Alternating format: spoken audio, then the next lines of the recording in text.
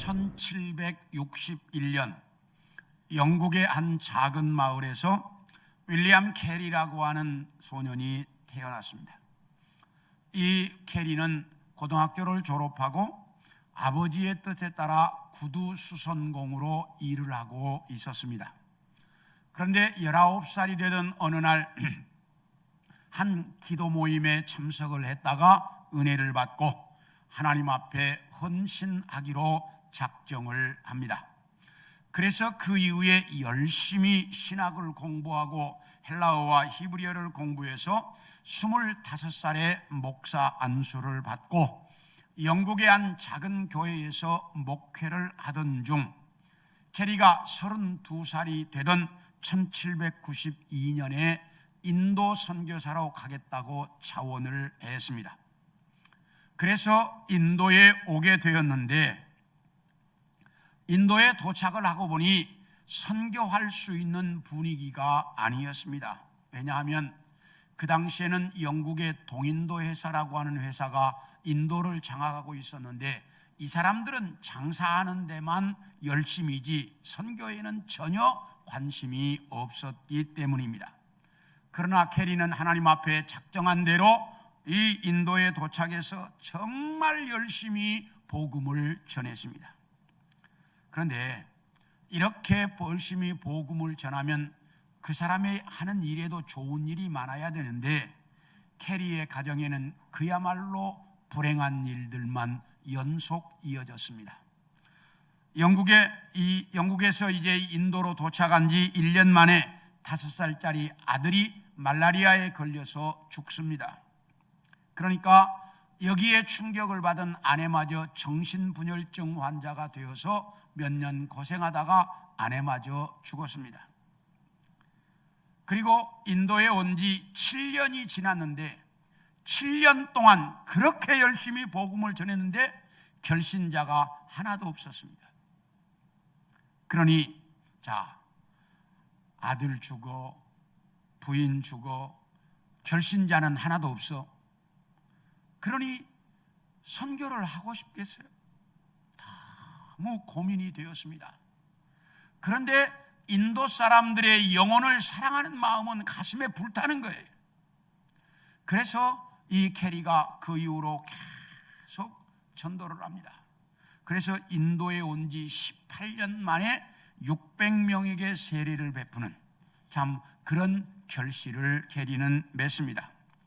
그러다가 1812년 캐리가 인도에 온 지 20년이 되던 해에 이 영어 성경을 인도어 성경으로, 그러니까 인도말로 번역을 합니다. 그래서 이 번역을 완료하고 선교부에 보고를 하니까 선교부에서 너무 잘했다고 하면서 종이와 잉크와 인쇄기를 보내줬습니다. 그래서 이제 인도말로 된 성경을 출판하려고 다 준비를 하고 출판을 시작했습니다. 얼마나 좋았겠어요. 그런데 인쇄공의 실수로 그만 화재가 발생해서 20년 동안 번역해 놓았던 성경, 인도말로 된 성경 원본과 인쇄 물자와 그리고 이제 성경을 번역하면서 함께 인도어 문법 책도 만들고 인도어 사전도 만들었는데 이 모든 원본이 전부 다 불타버렸습니다. 20년의 수고가 한순간에 날아갔습니다. 여기에 충격을 받은 캐리는 넋을 잃고 앉아서 어찌할 바를 몰라 했습니다. 그러다가 그는 잿더미에 주저앉아서 이렇게 기도했습니다. 하나님, 저의 20년 수고를 한순간에 거두어 가셨군요. 그러나 저에게서 다시 해보겠다고 하는 믿음은 거두어 가주시지 않아서 감사합니다. 그리고 이제 일어나서 많은 사람들에게 여러분 실망하지 말고 우리 다시 시작합시다. 그리고 한 말이 이 사건은 우리를 전진시키는 한 과정일 뿐이다 라고 하는 아주 유명한 말을 남깁니다. 그리고 그 이후로 2년 동안 다 열심히 노력해서 2년 후에 인도 말로 된 성경을 출판합니다. 그래서 인도어로 된 이제 이 성경을 출판하고 그 이후에 중국어, 버마어, 말레이시아어로 성경을 번역하는 일을 감당했던 사람이 윌리엄 캐리라고 하는 유명한 선교사입니다. 그래서 1834년 73세의 나이로 인도에서 죽었습니다. 이렇게 우리는 인생을 살아가다가 보면 정말 다시 일어설 수 없을 만큼 힘들고 어려운 때를 맞이할 때가 가끔 있습니다. 오늘 여러분들에게 읽어드린 이 본문에도 보면 이스라엘 나라의 한 지파가 없어질 것 같은 중차대한 위기에 봉착을 하게 됩니다. 그래서 오늘은 여러분들과 함께 이스라엘 나라에 찾아왔던 위기에 대한 말씀을 같이 좀 나누려고 합니다. 먼저 죄 때문에 이런 위기가 찾아왔다라고 하는 사실입니다. 우리 본문 2절과 3절을 읽습니다. 시작. 백성이 베델에 이르러 거기서 저녁까지 하나님 앞에 앉아서 큰 소리로 울며 이르되 이스라엘의 하나님 여호와여 어찌하여 이스라엘에 이런 일이 생겨서 오늘 이스라엘 중에 한 지파가 없어지게 하시나이까.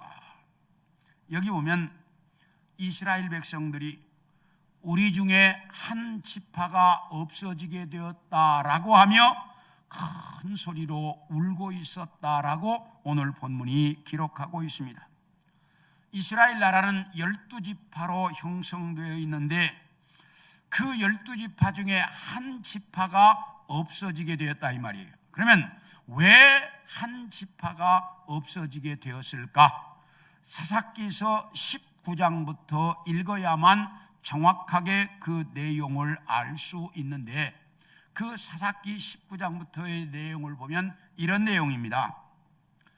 에브라임 산지에 레위 사람 한 사람이 살고 있었는데 이 사람이 베들레헴에 사는 한 여자를 첩으로 얻었다라고 말합니다.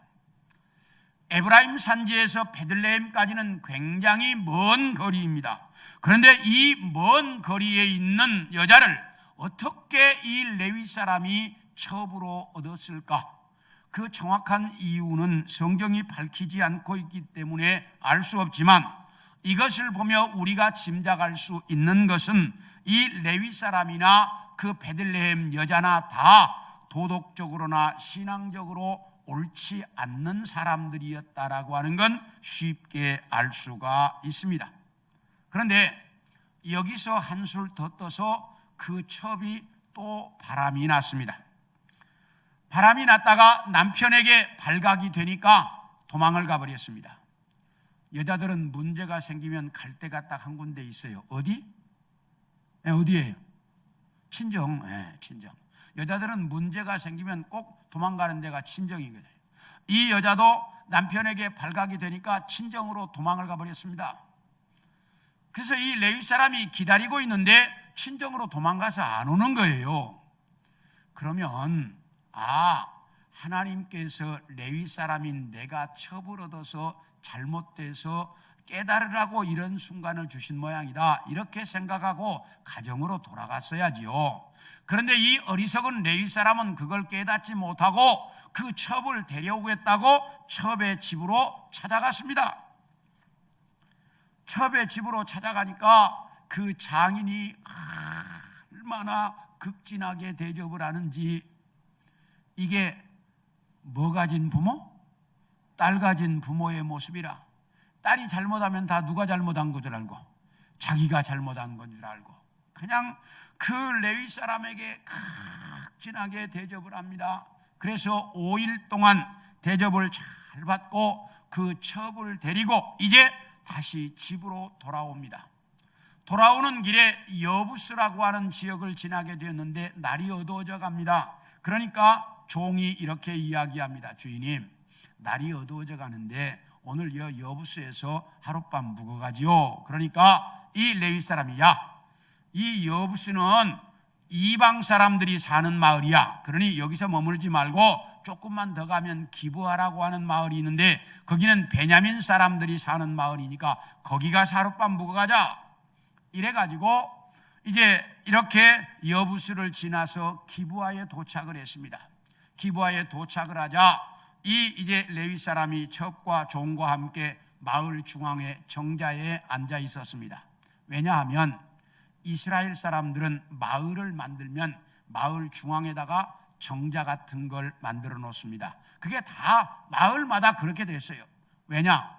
그 당시는 오늘날처럼 호텔이나 여관이 발달된 때가 아니었기 때문에 지나가다가 날이 저물어서 하룻밤 묵어가야 될 때가 되면 그 마을 중앙에 만들어진 정자에 와서 앉아 있습니다.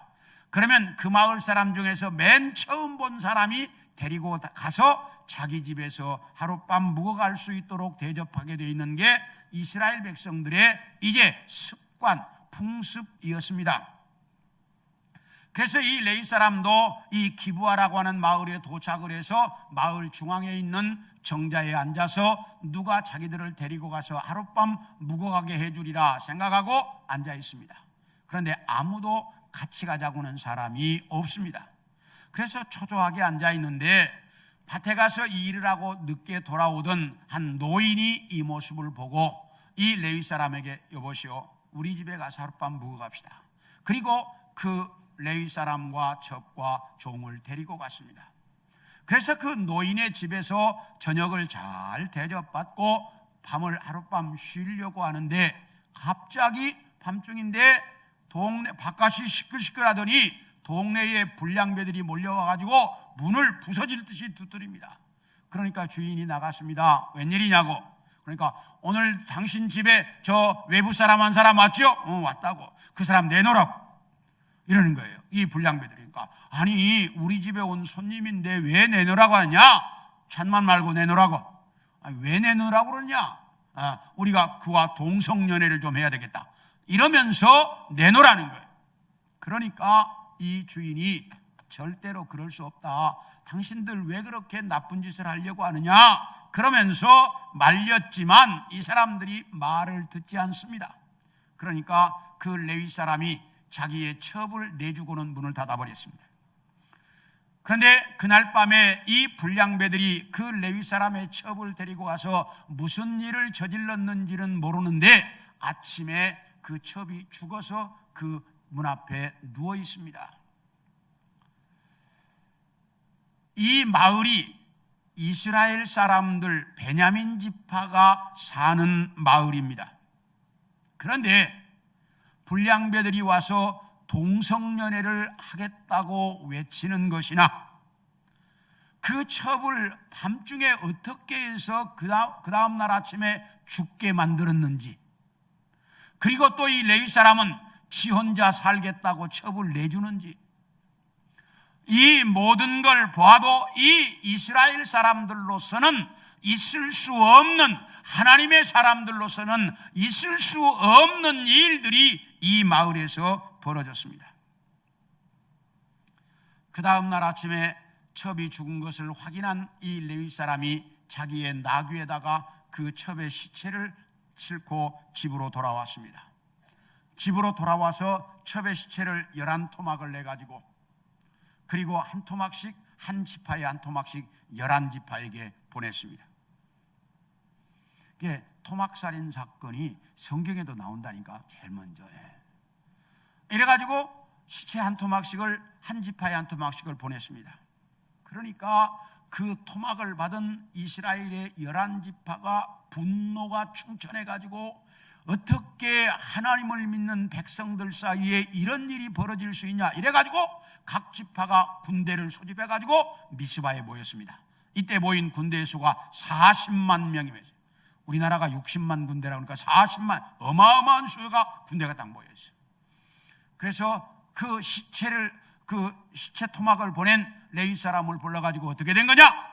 이렇게 자초지종을 다 조사하고, 그리고는 군대가 우리나라에 이런 놈들을 살려두면 안 된다. 그래가지고 이제 군대가 베냐민 지파를 찾아갔습니다. 너희 지파에 그 기브아 사람들이 이렇게 불량하다는데 내놓으라. 그러니까 베냐민 지파가 왜 남의 지파 사람을 내놓으라고 그러냐? 우리 못 내놓는다. 이래가지고 베냐민 지파와 11지파 사이에 전쟁이 벌어졌습니다. 그때 베냐민 지파는 2만 6천 명에다가 기브아 사람 700명, 2만 6,700명의 군사, 11지파는 40만 명의 군사, 그래도 40만 명 대 2만 6,700명의 전쟁이 벌어졌습니다.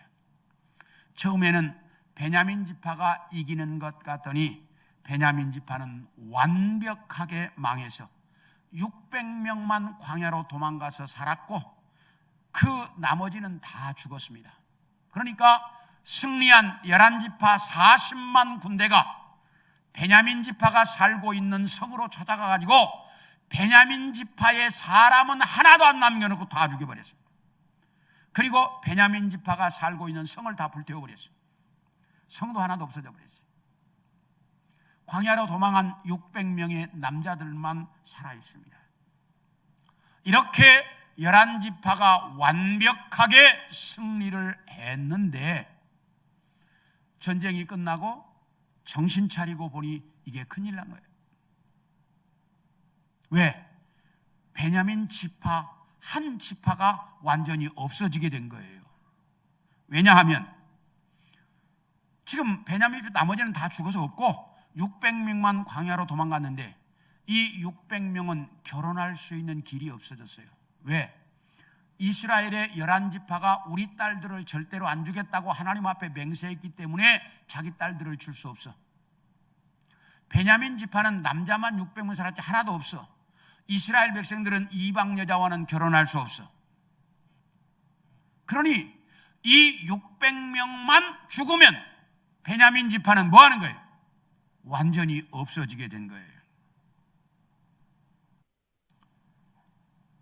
누구 한 사람 때문에, 레위 사람 하나 때문에, 그 한 사람이 첩을 얻는 죄를 지으면서부터 그 한 사람 때문에, 그리고 베냐민 지파 불량배들 때문에 이렇게 이스라엘 11지파와 베냐민 지파 사이에 전쟁이 벌어졌고 결과는 한 지파가 완전히 없어질 상황이 되어버리고 말았습니다.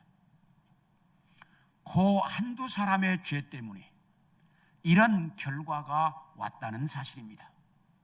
우리 여호수아서 7장 11절을 봅니다. 시작. 이스라엘이 범죄하여 내가 그들에게 명령한 나의 언약을 어겼으며 또한 그들이 온전히 바친 물건을 가져가고 도둑질하며 속이고 그것을 그들의 물건들 가운데 두었느니라. 이 말씀이 무슨 말이냐면 이스라엘 백성들이 가나안 땅을 점령해 들어갈 때 여리고성이라고 하는 어마어마한 성을 손쉽게 점령을 했습니다. 그런데 그 다음에 나타난 성이 아이성이라고 하는 자그마한 성이었습니다. 그러니까 이 아이성은 쉽게 점령할 줄로 알았는데 아이성과의 전쟁에서 실패합니다. 그래서 이스라엘이 져요. 그러니까 여호수아가 깜짝 놀래가지고 하나님 앞에 물었습니다. 하나님, 왜 우리가 저 자그마한 성과의 싸움에서 졌습니까? 내가 너희에게 분명히 이야기하기를 여리고성은 하나님께 바쳐진 성이다. 그러니 너희가 여리고성을 점령할 때 개인으로는 하나도 가져가지 말고 모든 것 다 여리고성의 것들은 하나님께 바쳐라. 내가 그렇게 얘기했다. 알지? 예, 압니다. 그런데 너희 중에 한 놈이 개인으로 도둑질해 갔다라고 하나님이 말씀하십니다. 그래서 여호수아가 백성들을 모아놓고 제비를 뽑았더니 아간이라고 하는 사람이 밝혀졌어요. 그래서 아간에게 네가 뭘 도둑질해 갔냐? 그랬더니 신할산 외투 한 벌과 은 200세겔과 금덩이 하나를 도둑질했다고 고백을 합니다. 이 아간의 죄, 이 아간이라고 하는 한 사람의 죄 때문에 이스라엘이 전쟁에서 실패하는 그런 엄청난 결과가 찾아오고 있습니다. 가룟 유다, 평상시에 제자들의 회개를 맡아가지고 가끔 몇 푼씩 그 공금에서 가져다가 지 맘대로 쓰는 도둑질을 했습니다. 그런데 그것 때문에 결국은 예수님을 돈 받고 팔아먹는 결과를 가져왔습니다. 이렇게 죄는 처음에 아주 작은 것처럼 보이지만 이게 나중에는 어마어마한 문제를 일으킨다는 사실입니다. 그래서 주님께서 우리에게 너희는 죄를 멀리하고 살아야 한다라고 말씀하셨습니다. 그러므로 우리는 이 땅에 사는 날 동안 죄를 멀리해서 살아가야 하는데, 이 세상을 살아가다가 보면 죄 없이 살아갈 수가 없습니다. 그래서 예수님께서 우리에게 이렇게 말씀하셨어요. 너희는 예수 그리스도를 믿어서 목욕한 자들이 되었다. 다시 말하면 죄 용서함을 받은 자들이 되었다. 그런데 이 세상을 살아가면서 너희가 매일 손발이 더러워지는 것처럼 너희는 죄 속에서 살기 때문에 죄를 지을 수밖에 없다. 그때마다 손발을 씻는 것처럼 매일 회개하는 삶을 살아야 한다라고 주님께서 가르쳐 주었습니다. 그래서 우리는 이 땅에 사는 날 동안 죄를 멀리하고 살아야 되지만, 그 죄를 지으면서 살 수밖에 없는 현실이기 때문에 매일매일 손발을 씻는 것처럼 회개하는 삶을 살아야 하는 것입니다. 이것이 주님께서 우리에게 가르쳐 주신 거예요. 죄는 처음에 아주 작은 것 같아요. 레위지파 한 사람이 쳐벗는 죄, 별로 그렇게 문제될 것 같지 않았는데, 그 죄 문제가 결국은 이스라엘 나라의 한 지파가 없어질 위기를 초래하게 만들었다라고 하는 사실이에요. 그러므로 우리는 이 땅에 살면서 죄에 발을 들여놓지 말아야 하고, 그렇게 되었다면 살아가면서 어쩔 수 없이 우리가 죄를 짓는 세상에서 죄 때문에 죄를 지었다면 회개하는 삶을 살아가야 합니다. 그래서 주님께서 우리에게 그렇게 가르쳐 주셨던 것입니다. 다음으로 따라합시다. 죄는 또 다른 죄를 지켜야 한다. 죄는 또 다른 죄를 지켜야 한다는 거예요. 우리 12절을 봅니다. 시작. 그들이 야베스 길르앗 주민 중에서 젊은 처녀 400명을 얻었으니 이는 아직 남자와 동침한 일이 없어 남자들을 알지 못하는 자라. 그들을 실로 진영으로 데려오니 이곳은 가나안 땅이더라. 지금 이게 이제 무슨 말이냐면, 자, 이스라엘 백성들이 두고 보니 한 지파, 베냐민 지파가 없어지게 된 거예요. 그러니까 야, 이거 이러다가는 우리 형제 한 지파가 없어지게 생겼다. 그러니 저 남아있는 600명을 결혼시켜서 베냐민 지파를 존속시켜야 되겠다. 어떻게 결혼을 시킬 거냐? 자, 우리 딸들은 그들에게 안 주기로 맹세를 했으니 우리 11지파의 딸들은 줄 수 없어. 두 번째, 베냐민 지파 자체에는 남자만 600명 살아있지 여자는 아무도 없어. 결혼할 수 없어. 세 번째, 이방 여자와는 결혼하면 안 돼. 어떻게 그러면 저 600명을 결혼시켜서 베냐민 지파를 유지시킬 것이냐? 이것 때문에 이제 이 11지파가 고민에 쌓여 있습니다. 그러다가 이제 방책을 냈는데 한 방책을 냈습니다. 우리 이 베냐민 지파와 11지파가 전쟁을 할 때 만약에 11지파 중에서 이 전쟁에 참여하지 않는 사람들이 있으면 다 죽이겠다고 우리 총회가 결정하지 않냐? 그렇지. 그러니까 우리 지파들 중에서 이 전쟁에 안 나온 사람이 누구인지 찾아봐라. 그래서 다 찾아보니까 야베스 길르앗 사람들이 전쟁에 참여하지 않았습니다. 그러니까 1만 2천 명의 40만 명 중에서 1만 2천 명의 군사를 야베스 길르앗으로 보내가지고 처녀만 남기고 다 죽여라. 그래가지고 야베스 길르앗 주민들을 다 죽였습니다. 그리고 처녀를 남겼는데 남긴 처녀들을 세보니까 400명이에요. 그래서 그 400명의 처녀를 데려다가 이제 베냐민 지파 600명 중에서 400명과 결혼을 시켰습니다. 자, 그러면 200명을 어떻게 할 거냐? 요쯤 이제 이렇게 초막절이 이제 갔다 온 때였어요. 그때가. 이때쯤 초막절이 되면 실로에 여자들이 모여서 하나님의 축제, 그 초막절 축제를 벌이는데, 그 축제에 여자들이 참여해서 춤을 출 때 이 베냐민 지파 나머지 200명을 그리로 보내가지고 몰래 숨어 있다가 춤추러 나온 여자들을 한 마디씩 잡아다가 결혼하도록 하자.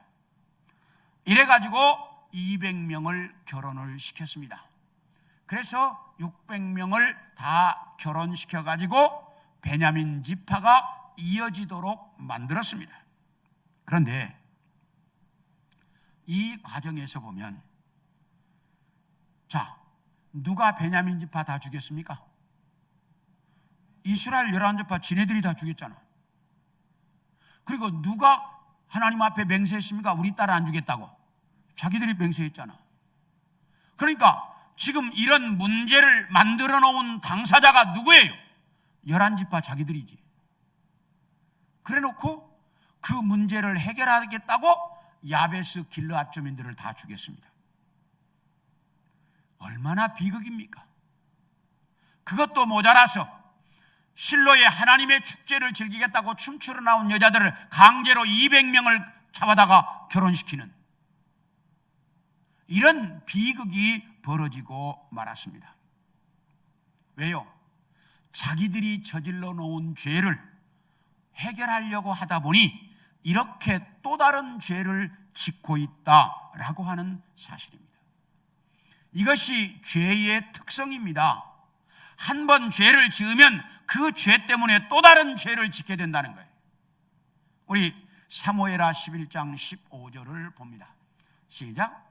그 편지에 써서 이르기를 너희가 우리아를 맹렬히 싸움에 앞세워두고 너희는 뒤로 물러가서 그로 맞아 죽게 하라 하였더라. 이 말이 무슨 얘기냐면 다윗 왕이 한 말이에요. 다윗 왕이 어느 날 왕궁에서 이렇게 쉬다가 바세바라고 하는 여자가 목욕하는 것을 보고 그 여자를 불러다가 이제 그 유부녀와 간음하는 죄를 짓습니다. 한 번의 죄로 끝나는 줄 알았는데, 그런데 그 여자가 임신을 합니다. 그러니 자기의 이 죄를 덮으려고 어떻게든지 자기 죄가 밝혀지지 않게 하려고 이제 그 여자의 남편이 누군지를 알아보고 우리아라고 하는 장군인 것을 알고 우리아를 불러왔습니다. 전쟁터에서. 그리고 집에 가서 하룻밤 쉬었다 가라고 보냈습니다. 그런데 우리아는 충신이요 의리 있는 사람이었습니다. 나의 동료들이 다 목숨을 걸고 전쟁터에서 싸우고 있는데 어떻게 나만 혼자 집에 가서 하룻밤을 쉬어간다는 말이냐? 나는 그럴 수 없다. 그리고는 집으로 가지 않고 왕궁에 있는 군인들 숙소에서 그냥 하룻밤을 자버립니다. 그러니까 다윗이 이거 안 되겠다. 그래가지고 편지를 하나 써서 군대 사령관인 요압에게 보냈습니다. 그 편지의 내용이 뭐냐? 내일 전쟁이 극심할 때 가장 극심한 곳에 우리아를 내보내라. 그리고 전쟁이 치열한 그 순간 다른 사람들 뒤로 쏙 빠져라. 그래가지고 우리아로 죽게 만들어라. 이렇게 해서 그 충신 우리아가 죽었습니다. 다윗 같은 그런 그 위대한 하나님의 사람도 자기가 한 번 죄를 짓고 나니까 그 죄 때문에 또 다른 죄를 짓고 있다는 사실이에요. 죄를 지으니까 또 다른 죄를 지었어요. 그뿐만이 아닙니다. 우리 사도행전 12장 1, 2, 3절을 보겠습니다. 시작. 그때에 헤롯 왕이 손을 들어 교회 중에서 몇 사람을 헤아리 하여 요한의 형제 야고보를 칼로 죽이니 유대인들이 이 일을 기뻐하는 것을 보고 베드로도 잡으려 할세 때는 무교절 기간이었다.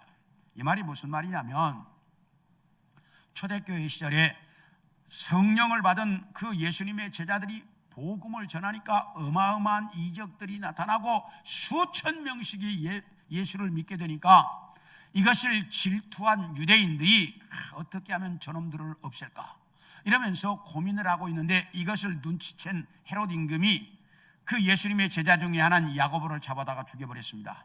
그러니까 유대인들이 너무너무 좋아하는 거예요. 그러니까 이거 유대인들이 저렇게 좋아해? 그러면 베드로라는 놈도 잡아와라. 베드로도 죽이려고 베드로를 잡아왔습니다. 그런데 그게 6월절 기간이었어요. 그 기간에는 사람을 죽일 수 없거든. 그러니까 옥에 가두어뒀습니다. 6월절 기간이 끝나면 죽이려고. 근데 하나님이 천사를 보내서 베드로를 석방시켜버립니다. 그래서 헤롯이 죽이지 못했지만 한 번 야고보를 죽이고 나니까 또다시 이제 베드로도 또 죽이겠다고 또 잡아왔다 이 말이에요. 죄라고 하는 것은 이렇게 한 번 저지르면 계속해서 이어져서 죄를 저지르게 돼 있다는 거예요. 이게 죄의 특성 중에 하나입니다. 왜? 그 죄를 덮으려고 죄를 짓고 그 죄와 이어서 죄를 짓고 죄는 그렇게 되어 있어요. 이스라엘 백성들도 베냐민 지파를 죽임으로 죄를 짓더니 이후에는 베냐민 지파를 살리겠다고 또 죄를 지어.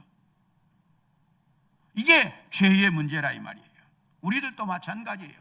거짓말을 한번 하고 나면 그 거짓말 때문에 또 거짓말을 하게 되고 그러죠? 네. 부정을 한번 저지르고 나면 그 부정 때문에 또 다른 부정을 저지르게 되고. 왜? 따라합시다. 죄는 죄와 연결되어 있다. 죄는 죄와 연결되어 있기 때문에 한 번 죄를 지면 또 다른 죄를 짓게 되어 있다는 거예요.